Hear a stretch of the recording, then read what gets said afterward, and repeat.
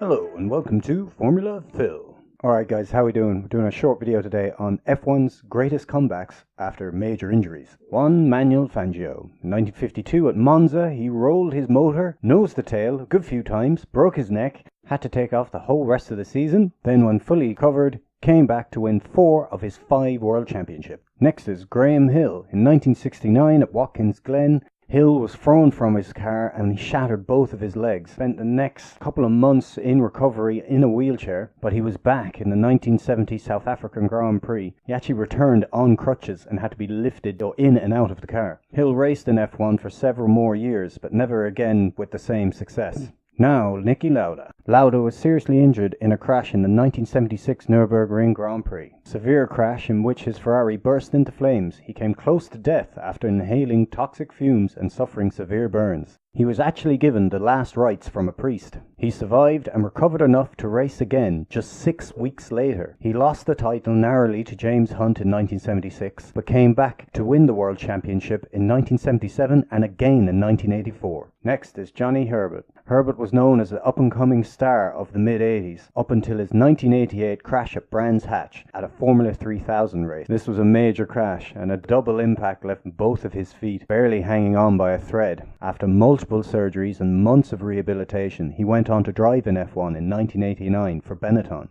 Though he indeed had some highlights throughout his career, it is said that he has struggled with pain while braking, and he never really achieved the success that he could have. Mika Hakkinen. In the 1995 season at the Australian Grand Prix, Hakkinen suffered a tyre failure in qualifying. That sent him barreling into the crash barrier at over 120 miles an hour. Hakkinen was critically injured due to sustaining a skull fracture, and only an emergency tracheotomy performed trackside saved his life. After a lengthy recovery, he went on to win 2 championships in 1998 and in 1999. Michael Schumacher. Schumacher broke his leg in the 1999 Silverstone Grand Prix after a rear brake failure. He came back after only 98 days. Then of course he went on to win 5 World Championships, 5 of his 7 World Championships. Felipe Massa.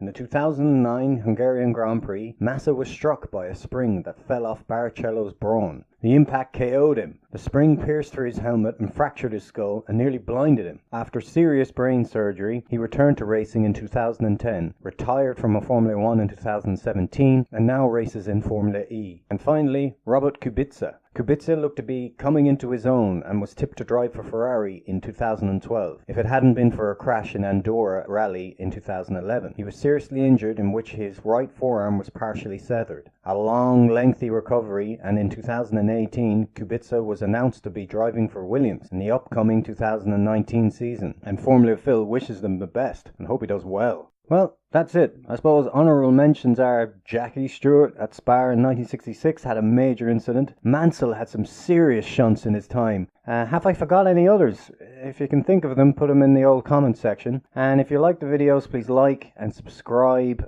Check out the other videos as well. Much love and good luck!